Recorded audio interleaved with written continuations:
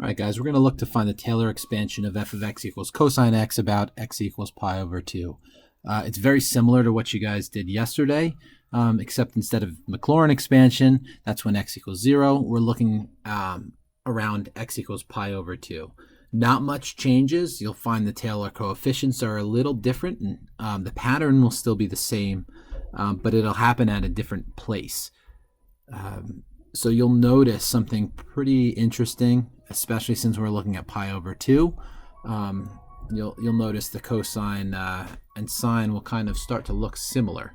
And then the other major difference, again, this is about x equals pi over 2, not 0. So you'll find that that's a little bit different. So we're going to start out like we did before. We'll have the term, the function, and of course that's and its respective derivatives.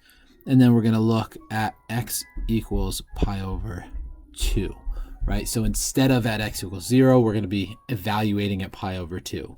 So we'll have 0th, 1st, 2nd, 3rd, and 4th. And of course, hopefully at that point, we'll be able to figure out the pattern. So the 0th is the function with nothing else happening to it. So that's the original. F is equal to cosine of x. The first derivative, f prime, is equal to negative sine of x. Second derivative, f double prime, is equal to negative cosine of x. And the third derivative is equal to sine of x. And finally, when we get to the fourth derivative, we're looking at back to cosine of x. Right? When we evaluate each of those, we're looking at pi over 2. The cosine of pi over 2 is 0. Sine of pi over 2 is 1, but we need the opposite of it, so negative 1. Back to 0. Sine of pi over 2 is 1, and cosine is back to 0. And of course, this goes on forever. Right? We can put our ellipsis to show that that keeps going. So when we're writing the Taylor expansion, this is all just prep work, right, to get those Taylor coefficients. Some of you are going to do that in your head, which is fine. I just recommend that if you ever make those minor errors, you'll probably avoid them if you write this stuff out. So just know yourself, know your limits, and don't push too hard unless you know that it's definitely not a problem for you. So our 0th term, 0 divided by 0 factorial, x to the 0. Now this is where people very quickly, oops, made a mistake, right? Truth is, it's not x to the 0, right? Because we're about pi over 2, not 0. So this is actually x minus pi over 2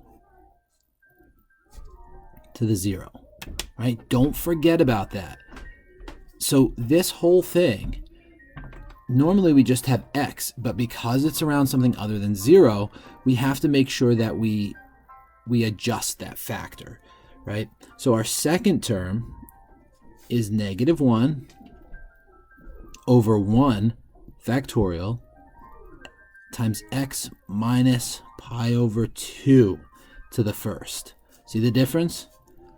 Next one, 0 over 2 factorial, so it's 0 over 2 factorial times x minus pi over 2 to the second, plus 1 over 3 factorial times x minus pi over 2 to the third, plus ... And I'm just going to, I know there's more listed here, but hopefully you're seeing the pattern. Anything with a 0 factor will disappear, right? Notice this is cosine, but the even exponents are disappearing. Right? So if I'm going to try to write this whole thing out, let's see. In summation notation, I start at 0, I go to infinity. Let's see, I've got an alternator, so I might as well start there. Now, it's not just negative 1 to the k, because if I did negative 1 to the 0, that would be 1, and the first term should be positive, which it is not. So the first term needs to be negative. So I'm going to bump this up to k plus 1. Of course, we're dividing by an odd number. Remember, the general form of an odd is 2k plus 1 factorial. Every single time we have x minus pi over 2. to that same odd power. So let's just make sure that works. Plug in a 0, take the time to just evaluate at k equals 0, make sure it works. Of course it does. Try at 1, it works, and so we're pretty happy with that.